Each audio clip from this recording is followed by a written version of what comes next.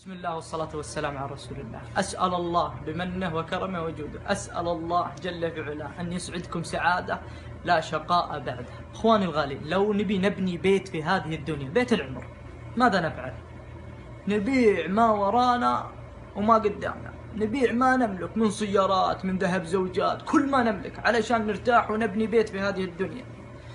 إيش رأيك يا حبيب الغالي ترتاح وتبني بيت في جنات عرضها السماوات والأرض؟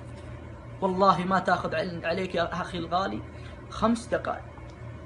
قال النبي صلى الله عليه وسلم: من قال قل هو الله أحد الله الصمد لم يلد ولم يولد ولم يكن له كفوا أحد، من قالها في اليوم 10 مرات بني له بيتا في الجنة. الله أكبر يا حبيبي الغالي. قل هو الله أحد، قولها الآن يا من تسمعني الآن، تقولها 10 مرات يبنى لك بيتا في الجنة. فما بالك تبني بيتا لك في الجنة وتحب لأخوك كما تحب لنفسك، وتخليهم يبنون لهم بيوتهم في الجنة، وتعاونوا على البر والتقوى. والله يا أخي الغالي إنها ما تأخذ عليك 5 دقائق.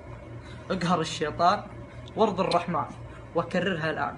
أسألك بالله يا من تناظرني، أسألك بالواحد الأحد جل في علاه، فاجئ إخوانك الآن اللي على الجوالات، ارسل لهم هذا المقطع، فاجئهم، خلهم يكررون هذه الآية. أسأل الله أن يوفقكم وأن يشرح صدوركم وأن يغفر ذنوبكم وأن يجمعني وإياكم في الجنة.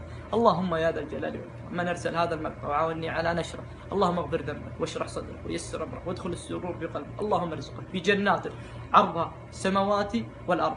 حبيب الغالي، اقهر الشيطان وارسل المقطع لإخوانك لكي ترضي الرحمن. وكما عودتكم في مقاطعي إني أطيبكم لأنكم أهل الطيب، هذا طيب لك وطيب للي أرسلت له المقطع. سلام عليكم.